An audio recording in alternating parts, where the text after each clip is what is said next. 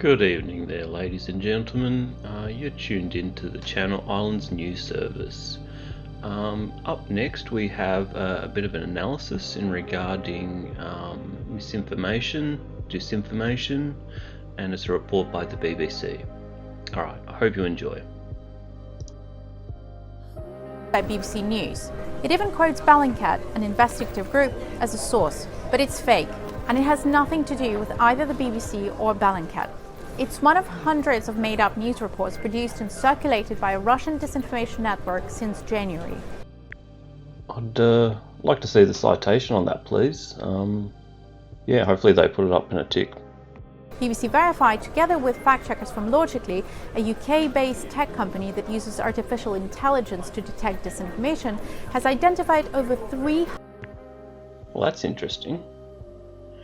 I mean, I've got a bit of a background in IT. I used to manage a service delivery team. I use AI as a user, but it's just algorithms.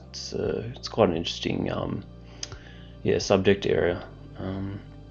Look, I'll let the video play out a bit.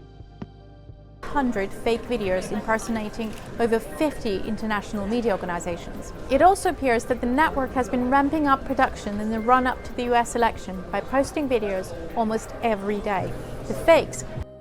Oh, well, look, that's kind of standard. I mean, if this is a US election, it's a few days away. Yep, that's all par for the course. Happened last 4 years ago, and it'll probably happen again in 4 years' time. Have several common features. They pose as real, well-known news outlets like the BBC, and use similar production styles, fonts, logos, and graphics. In fact, the videos are so realistic it can be hard to detect if they're real or fake, even for specialists. This operation has been... Well, yeah, they're just image assets. You just can Google it. Any company, you can get their logo and you just can insert it into a video, edit it up, Active for over 2 years, and initially it's fake videos, like this one blaming Ukraine for a deadly strike at a railway station, aimed to undermine Western support for Ukraine. All the videos we have seen so far have been promoting pro-Kremlin. Yeah, sure, but I mean, I'm sure the BBC and various other mainstream outlets have been caught red-handed. I mean, I know I've seen them personally in terms of using the wrong stock footage, duplicating stock footage, say using, stock footage of a war, I think they did that with the Iraq one. They, just mislabeled stock footage essentially, to push a narrative. Narratives. Often, these include false claims about the Democrats and Vice President Harris. Others appear to be seeking to sow division by arguing the November vote will be rigged, or by depicting the US as a country on the brink of collapse. Researchers from Check First, a Finnish analytics company... I guess it depends who you ask, but I'm sure they, it sure feels like that, I guess. I'm in Australia. I think things are a little bit more secure just because we don't have that election thing going on. It was interesting seeing what happened for the last 4 years from over here, and it's interesting. Company who's independently investigated the network say they have found evidence confirming the videos come from Russia. So we can link the operation to Russia thanks to some assets that we know were produced by a Russian company registered. He's just talking about pictures on a computer, just for clarity. In the country. But it is unclear who exactly is running this operation. Unusually, the accounts are actively seeking out journalists and asking them to fact-check their own content.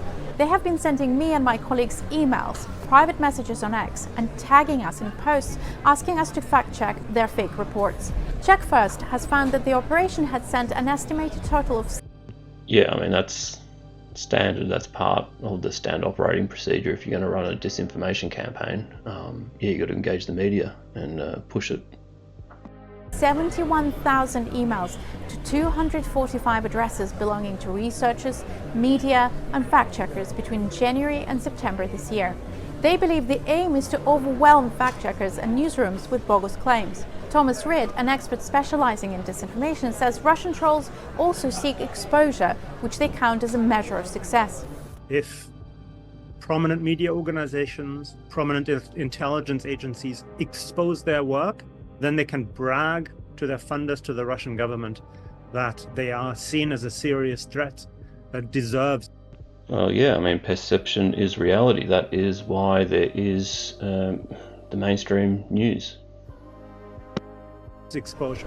This operation so far has failed to generate genuine, large-scale engagement from social media users.